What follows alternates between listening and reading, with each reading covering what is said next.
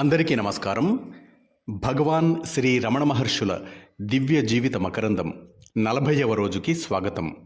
4వ ప్రకరణం సంభాషణలు.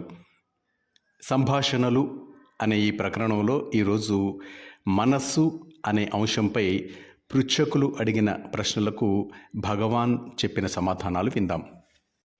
భగవాన్, మనస్సు తిరుగుబోతు, దీనిని అదుపు చేయలేకపోతున్నాను, ఏం చేయమంటారండి? తిరుగుబోతుతనం మనస్సుకు సహజ లక్షణం. అది పుడుతూ లయమవుతూ ఉంటుంది, క్షణక్షణం మారుతూ ఉంటుంది. అశాశ్వతమైనది. మరి నీవో శాశ్వతుడవు. ఆత్మ తప్ప అన్యం లేదు. ఆత్మలో నిలకడ కలిగి ఉండటమే నీవు చేయవలసిన పని. మనస్సును లక్షించవద్దు. మనోమూలమైన ఆత్మను పట్టుకున్నామా, మనస్సు దానంతట అదే అదృశ్యమవుతుంది. స్వామి, అయితే మనస్సును నిగ్రహించవలసిన అవసరం లేదా? నీవు ఆత్మను కనుగొన్న తరువాత నిగ్రహించటానికి మనస్సే ఉండదు. జ్ఞానిలో మనస్సు పనిచేయవచ్చు, చేయకపోవచ్చు. అతని దృష్టిలో ఆత్మ ఒక్కటే ఉంది. మనస్సు, ప్రపంచము, దేహము ఆత్మకు భిన్నమైనవి కావు. అవన్నీ ఆత్మలో నుండి పుడుతూ ఆత్మలోనే లయమవుతున్నాయి. అవి ఆత్మను విడిచి నిలవలేవు. ఆత్మ కంటే భిన్నమైనవి కూడా కావు. కనుక సదా ఆత్మస్ఫురణలో తెలివితో ఉండు. నీడలను గురించిన ఆలోచన నీకెందుకు? అవి ఆత్మను ఏమీ చేయలేవు. ఆత్మ హృదయం. హృదయం సర్వప్రకాశమైంది. హృదయం నుండి వెలుగు మెదడుకు ప్రసరిస్తోంది. ఇదే మనస్సుకు స్థానం. ఈ వెలుగు సహాయంతోనే మనస్సు ప్రపంచాన్ని చూస్తోంది. అంటే ఆత్మప్రకాశ ప్రతిఫలనంతో మనస్సు పనిచేస్తోంది. మనస్సుపై ఆత్మ వెలుగు ప్రసరించకపోతే ప్రపంచం కనపడదు. ప్రసరిస్తేనే ప్రపంచం కనపడుతుంది. కనుక మనస్సు అంతర్ముఖమై తేజోమూలమైన ఆత్మను దర్శించగానే ప్రపంచ విషయ జ్ఞానం నిలిచిపోతుంది. అప్పుడు హృదయం నుండి ఆత్మ ప్రకాశిస్తుంది. సూర్యుని వెలుగు వలన చంద్రుడు ప్రకాశిస్తున్నాడు. సూర్యుడు అస్తమించినప్పుడు చంద్రుని సహాయంతో ప్రపంచ వస్తువులను గమనించవచ్చు.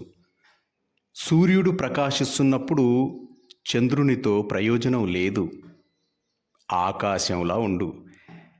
హృదయానికి మనస్సుకు ఇదే పోలిక. ఆత్మతేజో ప్రతిఫలనం వల్ల మనస్సు ప్రపంచాన్ని, వస్తువులను గుర్తిస్తోంది. మనస్సు అంతర్ముఖం కాగానే ఆత్మ వెలుగు ఒక్కసారిగా ప్రవాహంలా వస్తుంది. పగటిపూట చంద్రుడు మాదిరిగా ఆత్మప్రకాశంలో మనస్సు వెలవెలబోయి నిరుపయోగమవుతుంది. స్వామి, నా మనస్సు నేను చెప్పినట్టు వినక దానిష్టం వచ్చినట్టు విహరిస్తోంది. అందువల్ల నాకు అశాంతి కలుగుతోంది. నా మనస్సును స్వాధీనంలోకి తెచ్చుకునేందుకు మార్గం ఏమైనా ఉంటే చెప్పండి. జీవితంలో సాధకుల యత్నమంతా అందుకోసమే. ఆ మనస్సు అరికట్టడానికే జ్ఞాన, భక్తి, కర్మ మార్గాలు ఉన్నాయి. జ్ఞాన మార్గం ద్వారా మనస్సును నేను కాను అని తెలుసుకొని మనస్సుని నిరోధించవచ్చు.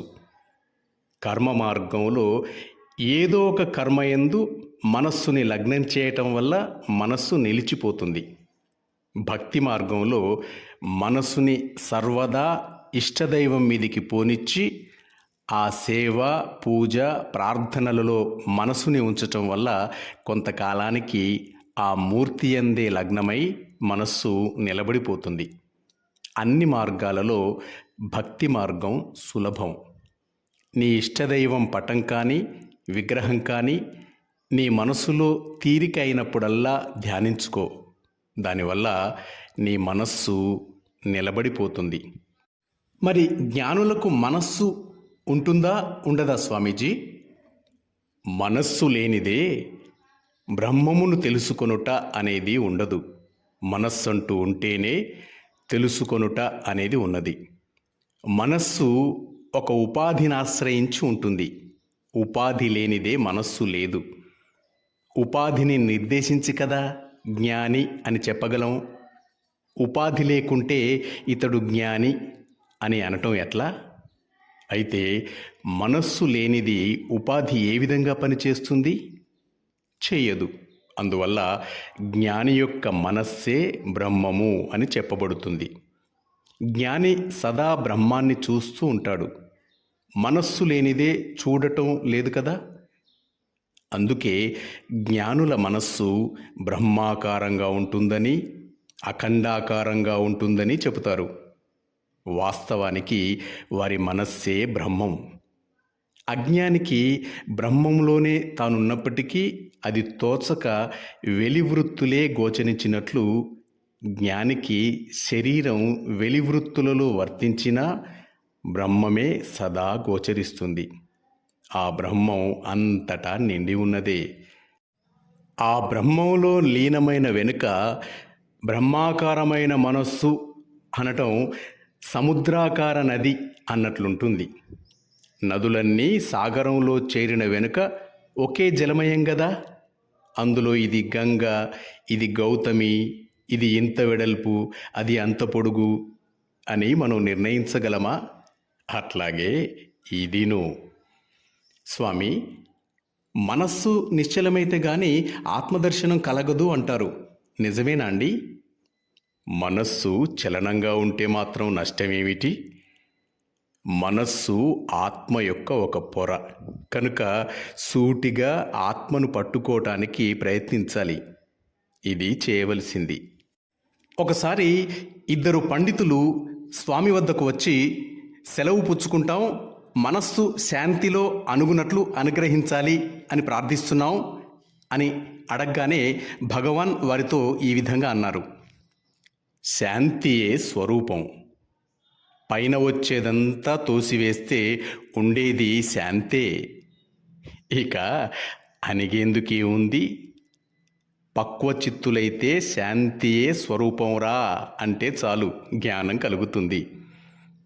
అపక్వచిత్తులకే శ్రవణ మననాదులు చెప్పారు, కానీ పక్వచిత్తులకు పని లేదు.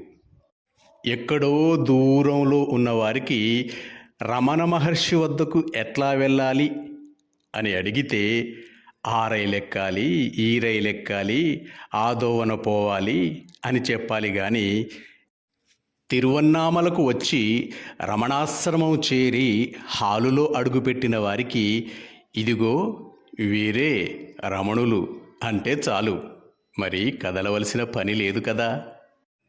భగవాన్, నా భార్య చనిపోయింది.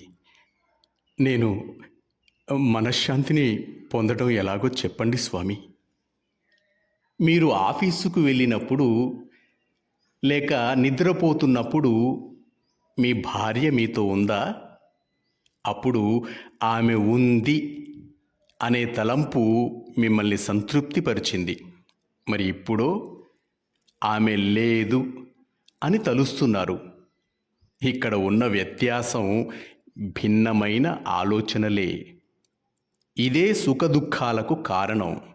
ఇదంతా మనస్సు చేసే గారడి, ఆ మనస్సు చేసే దగ. అయితే ఏడ్చేదెవరు? చనిపోయినవారా, బ్రతికి ఉన్నవారా? చనిపోయిన వారికి ఏడ్పు లేదు. వారు ఈ ప్రపంచ బంధం నుండి తప్పుకున్నారు. అసలు ఒకరు చనిపోతే ఏమిటి నష్టం? మీరు కూడా చనిపోండి. మీ అంతకు మీరు నేను అనేదాన్ని చంపండి. ఈ నేనును చంపటం అంటే ఏమిటి? అహంకారాన్ని చంపటం. శరీరంలో ప్రాణం ఉండగానే అహంకారాన్ని చంపటం. మాస్టర్స్, తర్వాతి భాగాన్ని రేపు విందాం. సెలవు తీసుకుంటూ మీ నవీన్, వరంగల్.